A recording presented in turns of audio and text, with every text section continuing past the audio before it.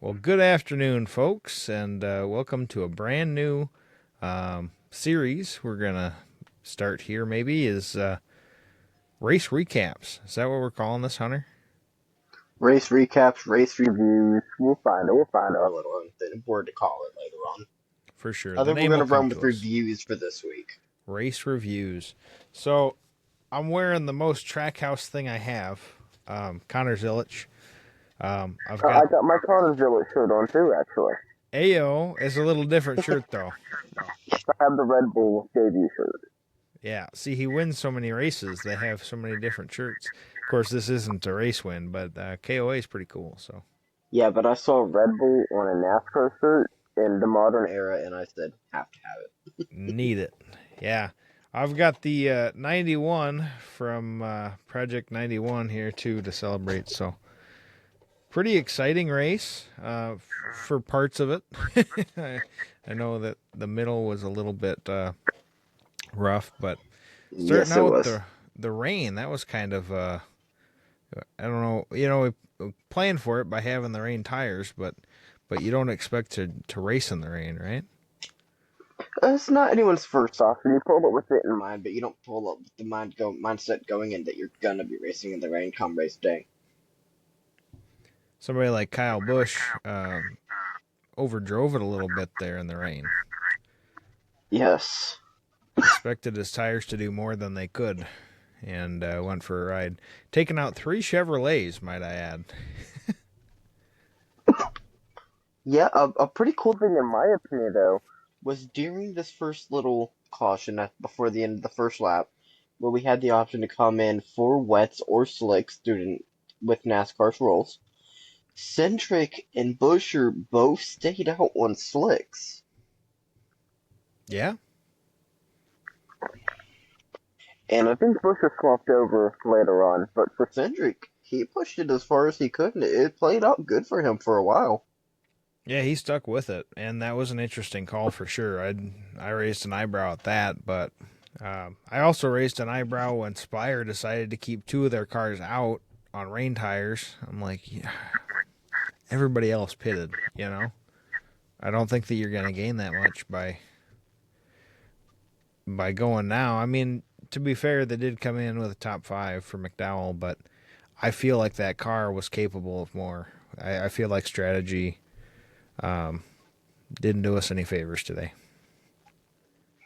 I gotta agree with you on that. Um,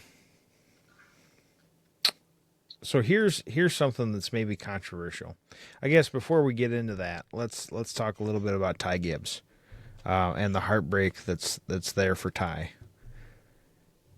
Man, you know, running really good yesterday and today, and it almost looked like it was going to be his first win there until strategy and that caution just pulled it away. Yeah, but that's how the road course game goes. I will give it to him though. The last 2 3 weeks, he has turned it on and looked like a better driver. Absolutely. Yeah, I mean something has shifted in that Ty Gibbs camp specifically. So Yes. I just can't put a finger on it exactly.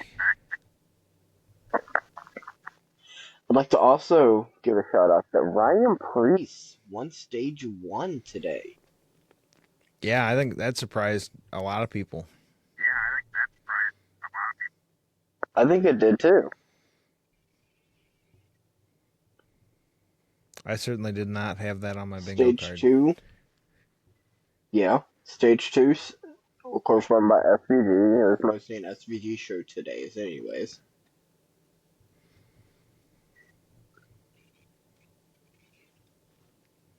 Well, yeah, I think I'm going to throw something out there that we may get a little bit of backlash for, to be honest with you, and I don't know how I feel about it. I was looking at when they were saying on the broadcast that he came in today, SVG came in today, 33rd in points.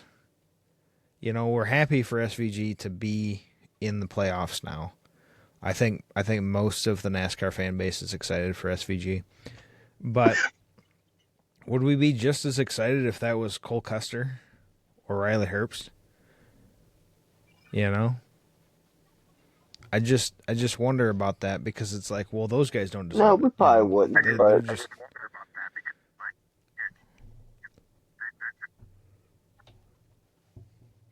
SVG's really talented, and I think everyone was wanting to see what he can do after the Chicago win in 2023, 2024. And everyone just wants to see what he's able to do after that. And maybe he's not progressing as people want it, but people still are happy that he's putting cars in victory lane. He's making Trackhouse happy. I don't think he's on the hot seat with Trackhouse or anything of that nature. certainly not after today. But No. I understand that this is the way that the system is set up. You know, the system is designed winning you're in.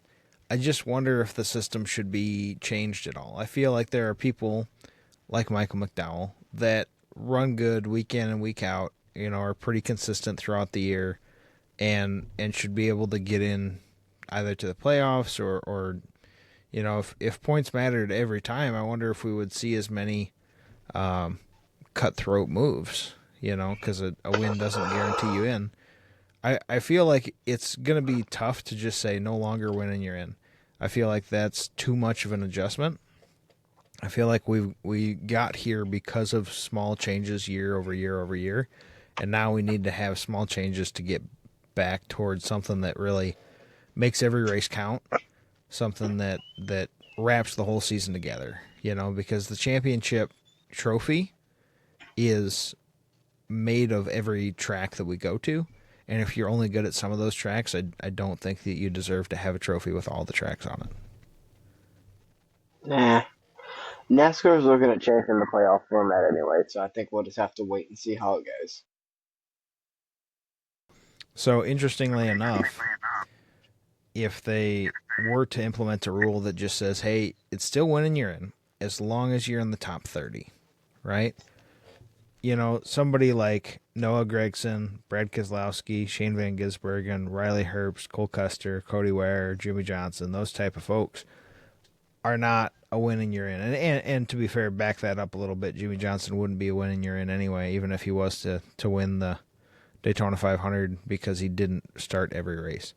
Now, granted, there's a possibility that if he did win the Daytona 500, maybe he would start every race and then be in the playoffs. That'd be kind of interesting going for that 8th championship. But either way, that's not the case. I just wanted to throw that out there that if they put in a rule for top 30 and you're in, top 30 and you win, then you're in.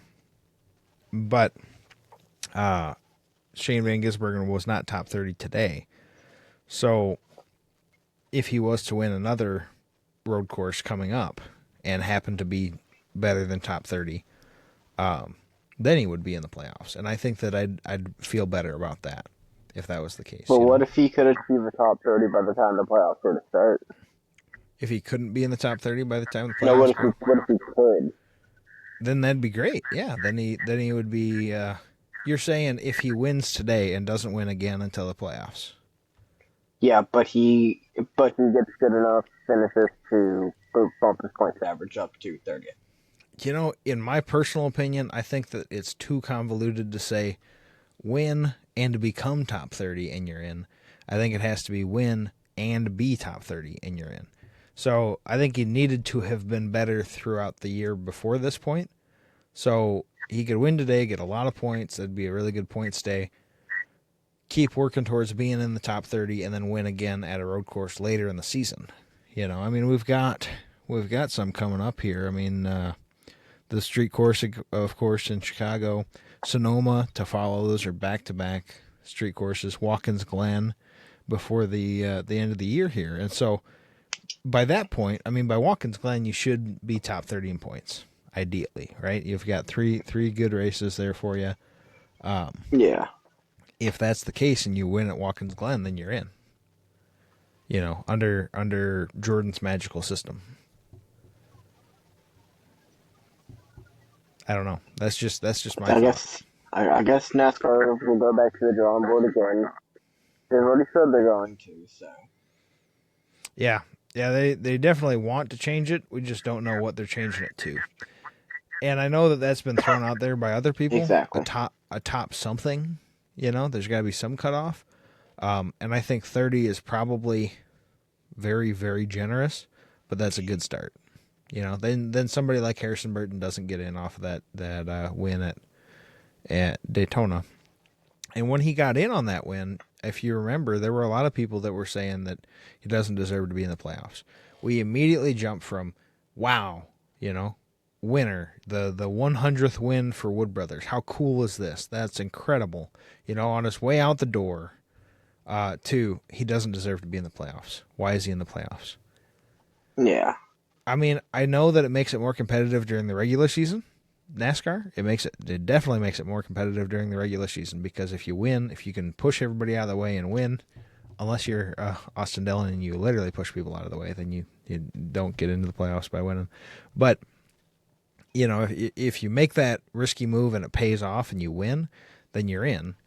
I don't know if that's good for the playoffs though, because if you kick somebody out that's been consistent all year and then is a threat to win week in and week out, but just hasn't won yet, would that make it more competitive? Or having Harrison Burton in there, for the first 3 races of the playoffs at the bottom of the list, does that drum up more excitement?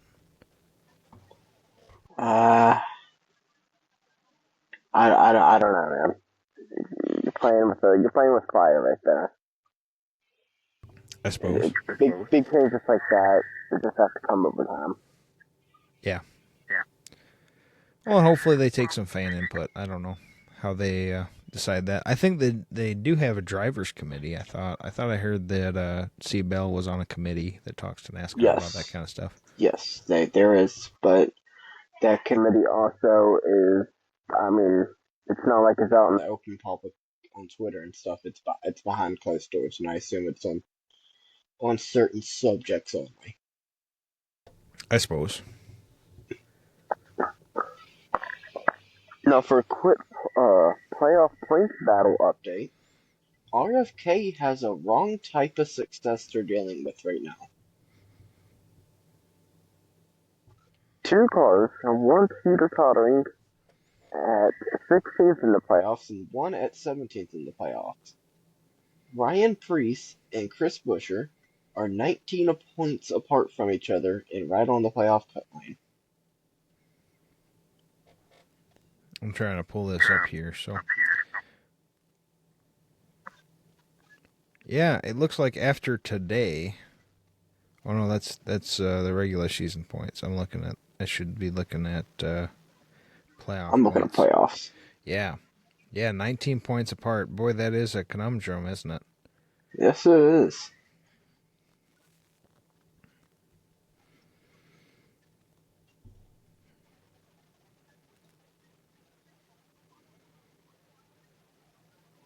It'd be nice to see where these people would be if they didn't have a win.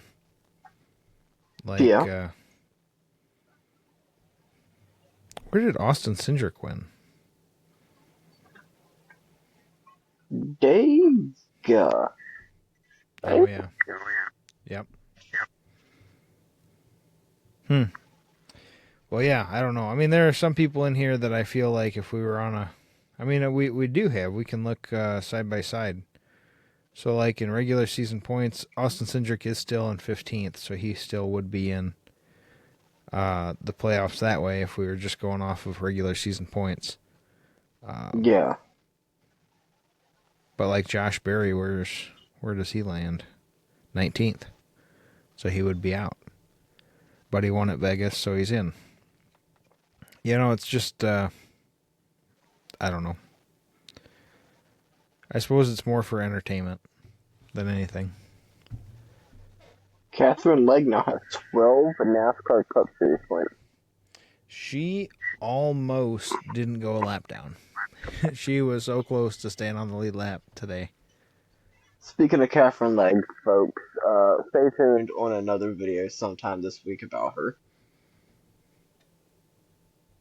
We will go through an idea of her. But for today, That is pretty much it for me and Jordan on the Over Boomer on the 2025 NASCAR Cup Series race at Mexico. Overall, decent weekend, but pretty boring, to be fair. Rain probably added the most interest to today's race. Yeah, it was exciting at parts and kind of boring at others. I thought it was interesting that SVG was told to pull back the reins a little bit, but and he didn't. That was pretty cool. So anyway, Yeah, the first race review is in the books. So we'll see you for probably another episode of 10 to Go Radio. this Have a good one. Thursday. Yeah. We'll see you then.